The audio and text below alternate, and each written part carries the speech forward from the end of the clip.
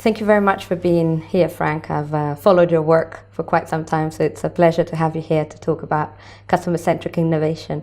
And I often wonder, how would you define this term, customer-centric innovation? It's a simple but really good question, as we could say, is there any innovation which is not customer-centric? But I think in reality, many times companies focus on the technology, on the market launch, on the communications, but not really on the problem of the customer behind.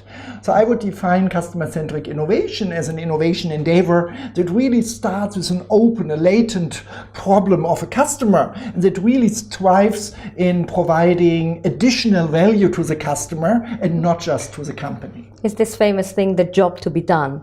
Yeah, that's one of the academic concepts around, and the idea of job-based thinking is that customers don't buy products, but they hire your product to do a job for them.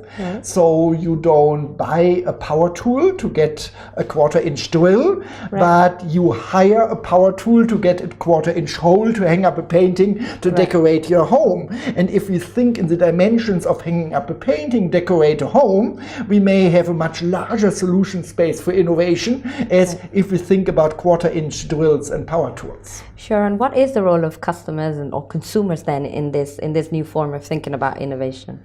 Yeah, so twofold. On the one hand, often we see the customer as the user, the consumer. For most customers, we should involve them in testing our ideas, in getting feedback and validation on concepts coming from the company. But we never should forget that some of the most successful, most functional novel products actually were not invented by companies, but by frustrated users. You know, there's this saying, necessity is the mother of invention. And so more and more we have strong empirical evidence that the user, the customer, is also a source of innovation and not just a consumer of innovation. And I think this has big implications for companies, as they not just should see consumers really as someone to give feedback to their ideas, but actually companies have to give feedback to the ideas of customers. Right, this is very interesting. And is this an opportunity moving forward in this era or this age of digitalization?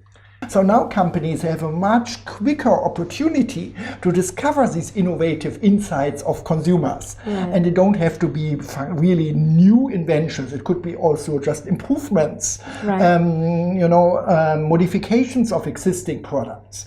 So I think because of connectivity, these kind of collaboration really can be enabled to a much higher degree, and companies should take advantage of this. What are the recommendations that you would give to clients for the future, to companies for the future, to move forward with customer-centric innovation? Yeah.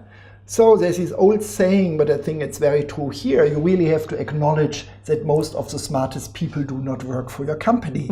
And that sometimes even your customers are smarter than you. Second, and it sounds simple again, but it's a big cultural statement. As of course, you are hired as a manager in branding, the head of innovation, as you are the best. You know, this is what we tell our people. So, and this is why there's a lot of culture and open-mindedness. But secondly, I think a second advice is also to really get it a structured process. It's very cheap to do it with good software, but you need a kind of user interface to really make it also easy for customers to work with you.